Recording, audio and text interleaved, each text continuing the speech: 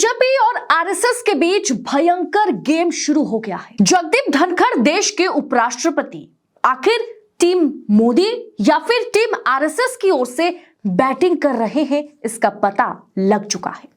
मोदी जी के आगे हाथ जोड़ने वाले जगदीप धनखड़ अब मोदी को राजधर्म का पाठ पढ़ा रहे हैं, ऐसी खबरें सामने आई। मोदी से सरकार से तीखे सवाल धनखड़ पूछ रहे हैं, लेकिन धनखड़ के पीछे आखिर है कौन? जवाब यह है कि धनखड़ के पीछे खुद नरेंद्र मोदी है, क्योंकि यह हमला मोदी की इमेज को सुधारने के लिए और वर्तमान कृषि मंत्री शिवराज सिंह चौहान को कैबिनेट से निकालने के लिए किया जा रहा है। आखिर मोदी, शाह और आरएसएस के बीच क्या खेल चल रहा है, बताएंगे आगे आपको वीडियो में, जिसके चलते शिवराज सिंह चौहान को क्यों मोहरा बनाया जा रहा है, क्यों हमला शिवराज सिंह चौहान पर किया जा रहा है और यह इमेज बनाने की कोशिश की जा रही है कि जगदीप धनखड़ खुद मोदी सरकार से सवाल पूछ रहे हैं। दरअसल इसमें बहुत बड़ा खेल चल रहा है, बताएंगे आगे आपको वीडियो में। लेकिन पहले आपसे मैं अपील करूंगी कि देश नीति को आपकी सपोर्ट की जरूरत है। चैनल को सब्सक्राइब सबसे पहले कीजिए और फिर वीडियो को कंटिन्यू देखें। दोस्तों, देश में किसानों का आंदोलन फिर एक बार चर्चा में है। इसके साथ ही उपराष्ट्रपति जगदीप धनखड़ जो है, उन्होंने किसानों के मुद्दे को लेकर के सीधे सीधे सरकार पर ही सवाल खड़े कर दिए। ये और चर्चा का विषय बन गया। जाट नेता जगदीप धनखड़ किसानों के मुद्दे को जिस तरह से उन्होंने इस मुद्दे को लेकर के कृषि मंत्री से सवाल किया, उनको लपेटे में लिया, जो सवालों के घेरे में है। सवाल यह है कि आखिर सरकार से सवाल ना पूछकर, जबकि यह माना जाता है कि कैबिनेट में, सरकार में क्या कुछ होगा, क्या कुछ नहीं होगा, ये खुद पीएमओ तय करती है, ये खुद नरेंद्र मोदी तय करते हैं, खुद प्रधानमंत्री ऑफिस तय करती है। ऐसे में कैसे सवाल सिर्फ कृषि मंत्री से पूछा जाएगा? पिछले 3 साल से किसान आंदोलन जो चलता रहा, उसके चलते कभी भी नरेंद्र सिंह तोमर से सवाल नहीं पूछा गया। हमेशा सवाल नरेंद्र मोदी से पूछा जाता रहा, सरकार से सवाल पूछा जाता रहा, क्योंकि यह माना जाता है कि बीजेपी में या सरकार में एक पत्ता भी अगर हिलता है या एक पत्ता हिलने के लिए भी नरेंद्र मोदी से परमिशन की जरूरत होती है। ऐसे में ऐसा क्या हो गया कि बार बार सवाल जो है वो शिवराज सिंह चौहान और बकायदा टैग करके उपराष्ट्रपति, बीजेपी के बड़े लीडर टैग करके कृषि मंत्री से सवाल पूछ रहे हैं। धनखड़ लगातार शिवराज सिंह चौहान पर क्यों हमलावर हैं? बहुत लोग इसे इस तरह से देख रहे हैं कि सवाल देखिए, जगदीप धनखड़ जो है वो बगावत करते हुए सवाल मोदी सरकार से पूछ रहे हैं। दरअसल इसमें समझने की जरूरत है कि सवाल सरकार से नहीं पूछा जा रहा है। दरअसल सवाल पीएम मोदी से नहीं पूछा जा रहा है, सवाल सिर्फ और सिर्फ कृषि मंत्री से पूछा जा रहा है। सीधे तौर पर कृषि मंत्री शिवराज सिंह चौहान को कटघरे में खड़ा कर दिया गया है। दोस्तों, सबसे पहले आप जगदीप धनखड़ का ये ट्वीट एक बार पढ़ लीजिए, आपको समझ में सब कुछ आ जाएगा। उन्होंने ट्वीट करते हुए लिखा कि कृषि मंत्री जी, एक एक पल आपका भारी है। मेरा आपसे आग्रह है कि कृपया करके मुझे बताइए कि क्या किसान से वादा किया गया था? क्या किया गया वादा क्यों नहीं निभाया गया? वादा निभाने के लिए हम क्या कर रहे हैं? गत वर्ष भी आंदोलन था, इस वर्ष भी आंदोलन है, कालचक्र घूम रहा है, हम कुछ नहीं कर रहे हैं। पहली बार मैंने भारत को बदलते हुए देखा है। पहली बार मैं महसूस कर रहा हूं कि विकसित भारत हमारा सपना नहीं, लक्ष्य है। दुनिया में भारत कभी इतनी बुलंदी पर नहीं था। जब ऐसा हो रहा है तो मेरा किसान परेशान और पीड़ित क्यों है? किसान अकेला है जो असहाय है। दरअसल सवाल मोदी से नहीं, सवाल सरकार से भी नहीं, सवाल सिर्फ और सिर्फ शिवराज सिंह चौहान से पूछा जा रहा है, जो महज 6 महीने पहले, जो जून के महीने में, जुलाई, अगस्त, सितंबर, अक्टूबर, नवंबर, यानी जो महज 5 महीने पहले ही कृषि मंत्री बने हैं, उनसे सवाल पूछा जा रहा है। और यह मुद्दा पिछले 3 साल से चलता आ रहा है।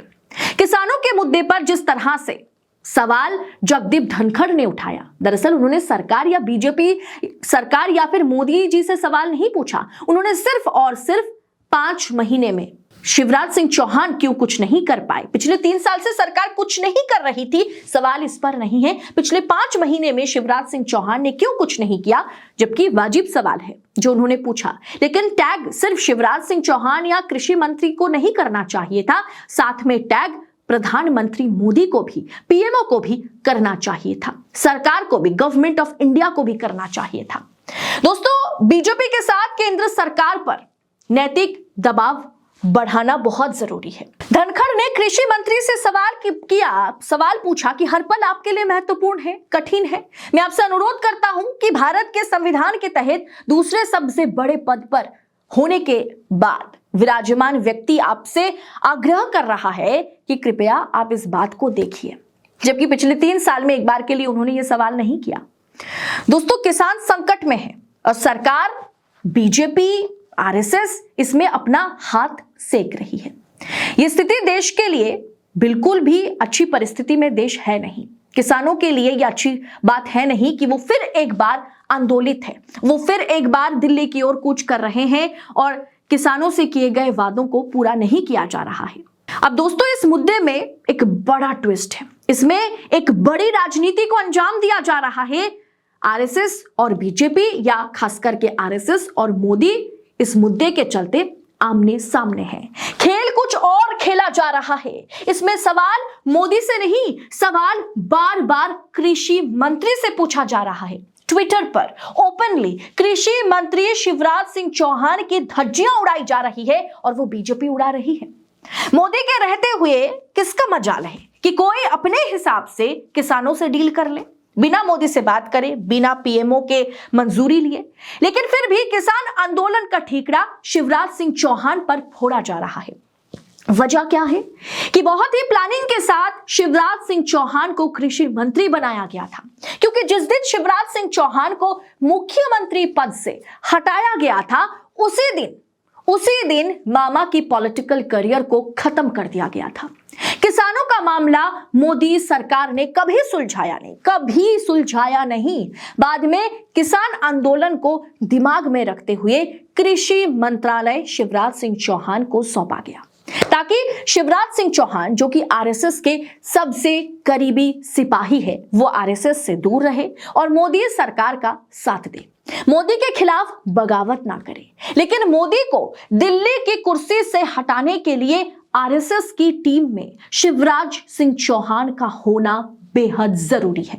ऐसे में 2 चीज हो सकता है, या तो शिवराज ने किसान के मुद्दे पर मोदी को घेरा, क्योंकि बिना मोदी के परमिशन के कृषि मंत्री किसानों के मुद्दे को सुलझा नहीं सकते, या फिर आरएसएस के साथ शिवराज सिंह चौहान की नजदीकी करीबीपन बढ़ने लगा। इसके चलते अब शिवराज को बदनाम करने पर मोदी के प्यादे जो है वो तुले हुए हैं, और ये सब कुछ के चलते शिवराज सिंह चौहान को बलि का बकरा बनाया जा रहा है। शिवराज सिंह चौहान को बदनाम करने की कोशिश हो रही है, ताकि शिवराज सिंह चौहान जो है वो कहीं का ना रहे, ना वो भारतीय जनता पार्टी के राष्ट्रीय अध्यक्ष बन सके, और ना ही वो कृषि मंत्री बने रहे, और ना ही उनकी और आरएसएस की करीबी अगर बढ़े, उसके चलते मोदी जी को कोई नुकसान ना पहुंचे। इसके चलते अभी से किसान आंदोलन और जो किसान का मुद्दा है उसका पूरा का पूरा ठीकरा जो है, पिछले 3 साल से चलता आ रहा ये किसान आंदोलन 5 महीने में जो कृषि मंत्री बने उन पर यह ठीकरा फोड़ा जा रहा है। इसके चलते संयुक्त किसान मोर्चा से तमाम किसान नेताओं ने साफ कर दिया, तमाम प्रतिनिधियों ने साफ कर दिया कि धनखड़ की ये दहाड़ जो है ना, ये एक रणनीति की हिस्सा उन्होंने इसे करार दिया। उन्होंने कहा ये कुछ नहीं कर रहे, ये राजनीति कर रहे हैं। उन्होंने आशंका जताई है कि केंद्र सरकार ने किसानों को लेकर के अपनी इमेज साफ करने के लिए कहीं जानबूझकर जगदीप धनखड़ के हाथों में आईना थमा दिया। जगदीप धनखड़ खुद ही सरकार को आईना दिखा रही है। दरअसल धनखड़ कृषि मंत्री से तीखे सवाल पूछ रहे हैं, सरकार से नहीं, मोदी से नहीं। पिछले 3 साल से सरकार कुछ नहीं कर पाई, इसके चलते उन्होंने सवाल नहीं पूछा पिछले 5 महीने में क्यों काम नहीं हुआ और दरअसल जानबूझकर शिवराज सिंह चौहान को बदनाम करने की कोशिश हो रही है। ये बात भी सच है कि 5 महीने हो चला है शिवराज सिंह चौहान को किसानों के मुद्दे को सुलझाने की आवश्यकता है, उन्हें सुलझाने की जरूरत है। किसान आंदोलित ना हो तीसरी बार के लिए ये देखना उनकी जिम्मेदारी है। लेकिन कृषि मंत्री की सरकार में कैबिनेट में कितनी चलती होगी और मोदी की कितनी चलती है, ये 2 साल का बच्चा भी आज जानता है। अब ऐसे में खेल तो कुछ और चल रहा है। किसान आंदोलन के पीछे आरएसएस और बीजेपी या मोदी में अलग घमासान मचा हुआ है।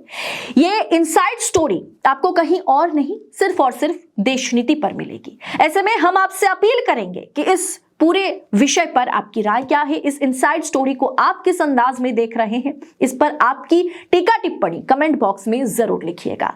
बाकी ऐसी तमाम खबरों को देश नीति आप तक पहुंचा सके, इसके लिए चैनल को सब्सक्राइब कीजिएगा, क्योंकि हमारे लिए आपकी राय बहुत ज्यादा महत्वपूर्ण है। फिलहाल इस रिपोर्ट में इतना ही। जल्द होगी आपसे मुलाकात। बहुत बहुत शुक्रिया। जय हिंद, जय भारत।